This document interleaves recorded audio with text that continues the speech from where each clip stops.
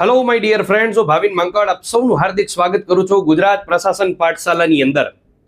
મિત્રો, રોજ રાત્રે ટેલિગ્રામ ચેનલ જીપીપી લર્નિંગ ઉપર 10 પ્રશ્ન અતિ મહત્વના આવે છે. ગઈકાલે 11 થી 20 પ્રશ્ન મૂક્યા હતા, એમાં આજે 13 અને 14મા નંબરનું સોલ્યુશન આપણે જોવાનું છે. 13મા નંબરનો પ્રશ્ન ગઈકાલે ટેલિગ્રામમાં અતિ મહત્વનો મૂક્યો હતો. મોસ્ટ ઓફ લોકોએ ભૂલ કરી હતી. પ્રશ્ન એવો હતો, ગાંધીજીનો સૌથી પહેલો આશ્રમ કયો હતો? તો યાદ રાખજો મિત્રો, સાબરમતી એ નો આવે ને કોચરબે નો આવે, જવાબ આવે ફિનિક્સ આશ્રમ.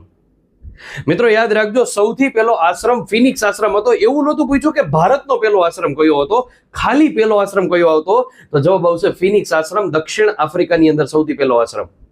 ત્યાર પછી એને ટોલ્સ્ટોય ફાર્મની સ્થાપના કરેલી હતી, અને ત્યાર પછી જ્યારે ભારતમાં આવ્યા ત્યારે 1915માં ગાંધીજીએ ભારતનો સૌથી પહેલો આશ્રમ કોચરબ આશ્રમની સ્થાપના કરી, અમદાવાદના પાલડી વિસ્તારમાં. ત્યાં પ્લેગ નામનો રોગ ફાટી નીકળ્યો એટલે 1917ની અંદર સાબરમતી આશ્રમની સ્થાપના કરી. 17મી જૂન 1917 સાબરમતી આશ્રમ નવા વાડેજ ખાતે. તો આ પણ યાદ રાખવાનું. સાબરમતી આશ્રમ એની અંદર ખાસ કરીને યાદ રાખજો, એમાં ગાંધીજી જે જગ્યાએ રહેતા એનું નામ હતું હૃદય કુંજ. ઠક્કર બાપાએ એક હરિજન પરિવાર રાખવાની ગાંધીજીને સલાહ આપી હતી, ને એક હરિજન પરિવાર રાખ્યું હતું ગાંધીજીએ, દુદાભાઈ અને દાની બેન. તેની છોકરી એટલે લક્ષ્મી, જેને 1920માં ગાંધીજીએ દત્તક લીધી હતી. આ બધી જ વસ્તુ યાદ રાખવાની રહેશે. સાથે સાથે 14મા નંબરનો પ્રશ્ન એવો હતો કે ગાંધીજીના મૃત્યુ સમયે તેની આજુબાજુ ઉભેલા બહેનોના નામ શું હતા?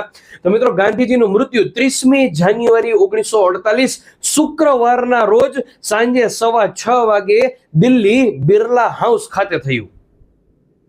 3 ગોળી મારી નથુરામ ગોડસે, 37 વર્ષનો પૂનાનો પત્રકાર એવો નથુરામ ગોડસે. 3 ગોળી મારીને ગાંધીજીના છેલ્લા શબ્દ હતા હે રામ.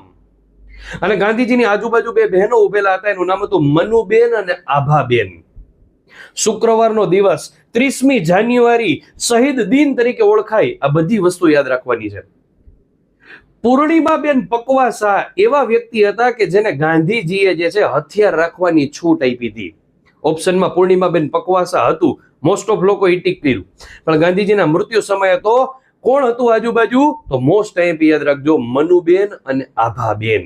30મી જાન્યુઆરી 1948 રોજ રાત્રે ટેલિગ્રામ ચેનલ જીપીપી લર્નિંગ ઉપર 10 મહત્વના જીકેના પ્રશ્ન મૂકવામાં આવે છે, અને બીજે દિવસે સવારે નાના એવા શોર્ટ્સના માધ્યમથી તમને લોકોને ગુજરાત પ્રશાસન પાઠશાલા ઉપર મારા દ્વારા સોલ્યુશન કરવામાં આવશે, તો એ જોવાનું ચૂકતા નહીં. Thank you so much.